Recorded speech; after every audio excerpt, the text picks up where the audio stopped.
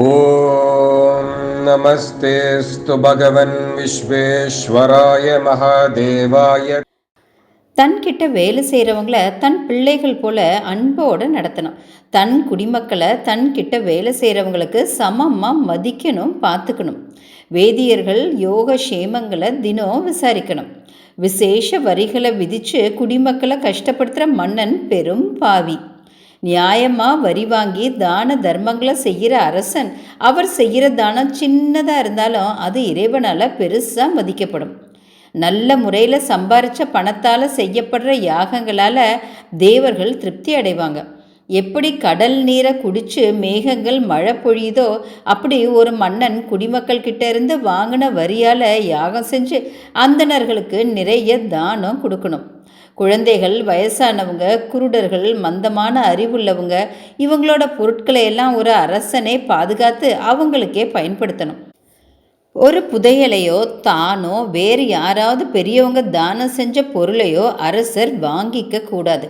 முறை தவறி பொருள் தேடுற ஒரு அரசன் தன் ராஜ்யத்தை தானே அழிக்கிறவர் ஆவார். ஒரு பண்டிதரோ ஒரு வேத பாராயணம் பண்ணுறவரோ ஜீவனம் இல்லாமல் இருந்தால் அந்த ராஜ்யத்து அரசன் உயிரோடு இருக்கிறதே கேவலம். அரசர்கள் அவங்க ஜீவனத்துக்கு ஏதாவது ஒரு உபாயம் பண்ணணும்னு சிபி சக்கரவர்த்தி முதலானவங்க சொல்லியிருக்காங்க. அப்படி எந்த உபாயமும் செய்யாத அரசனோட ராஜ்யத்தையும் குடும்பத்தையும் அக்னி தகிச்சிரும். பதிவிரதா தர்மங்களை பின்பற்றாத பெண்கள் வாழ்கிற ராஜ்யத்து அதிகாரி மகா நரகத்தை அடைவார். தானம், யாகம், நீதி இப்படி எந்த நல்ல செயல்களையும் செய்யாத ஒரு அரசனை அவன் குடிமக்களே கடுமையாக பேசி அவமானப்படுத்திடுவாங்க. நல்லா ஆட்சி பண்ணுவேன்னு சொல்லிட்டு முறை தவிர ஆட்சி பண்ணுற அரசரை எல்லாரும் ஒன்றா சேர்ந்து அடித்து கொள்ளுவாங்க. ஒரு அரசனோட அதிகார குறைவுனால குடிமக்கள் பாவம் செஞ்சால் அந்த பாவத்தில் கால் பங்கு அரசனை சேரும்னு சொல்கிறாங்க.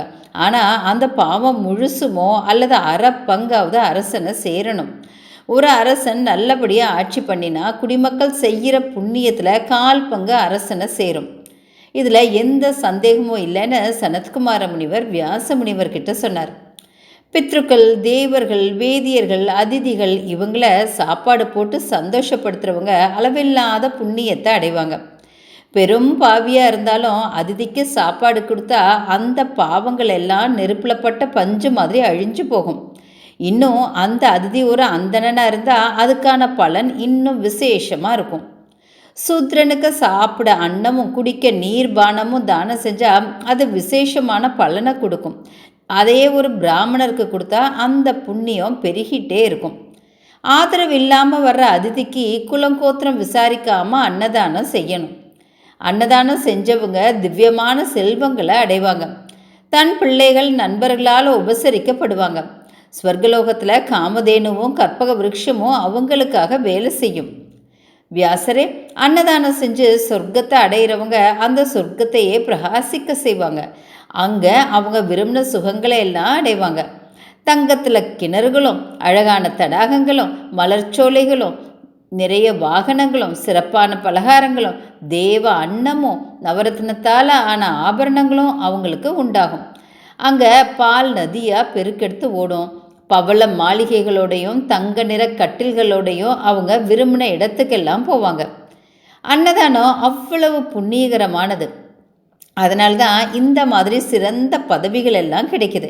அதனால் அன்னதானத்தை விசேஷமாக செய்யணும். ஸ்ரார்த்தம் கொடுக்குறப்போ ஒரு நல்ல வேதியனுக்கு பக்தியோடு அன்னதானம் செஞ்சால் அந்த பித்ருக்கள் உயர்ந்த பதவியை அடைவாங்க.